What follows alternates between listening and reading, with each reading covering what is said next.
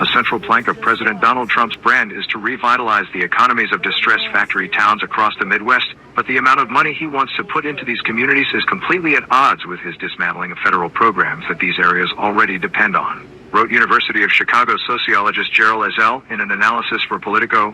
Ezell hails from Flint, Michigan, where General Motors was born and which has seen an economic decline in recent decades. It's the site of the infamous water crisis of the 2010s, where state-appointed officials ordered the city's water sources switched as a cost-cutting measure and exposed thousands of people to lead contamination, prompting a years-long cleanup. Flint appears to be the kind of city that Trump believes his agenda, particularly the sweeping tariffs he is imposing, will revitalize, wrote Ezell. But even aside from the fact economists warn Trump's tariffs will devastate the larger economy, the effect even on the areas whose jobs they're supposed to protect is not so simple.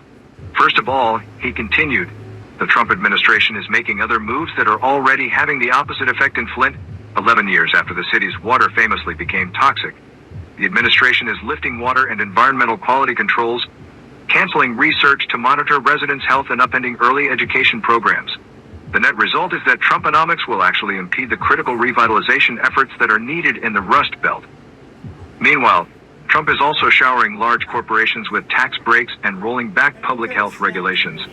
These policies, Ezell wrote, are designed to promote economic growth with little attention to the culture and health of people in the communities they affect.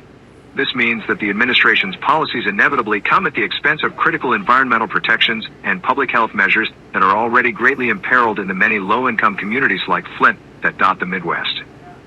All of this will make more disasters like the Flint water crisis likely in the very places Trump wants to strengthen. And while Flint now has clean water again, the damage can't be undone. For the work of some researchers, Ezell wrote, fertility rates in Flint dipped by 12% and that overall health at birth decreased. And roughly 29% of surveyed Flint adults showed heightened signs of post-traumatic stress disorder in relationship to the water crisis.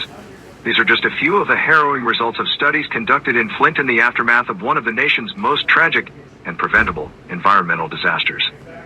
While campaigning in 2016, Trump, who visited Flint twice during his initial presidential run and once during his latest run, once observed, it used to be cars were made in Flint and you couldn't drink the water in Mexico.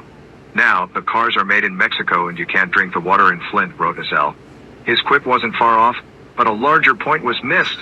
Tariffs might restart some level of domestic manufacturing, but without deeper investment in our social and public health infrastructure, cities like Flint won't recover and will remain unable to offer its residents either manufacturing jobs or clean water or much else.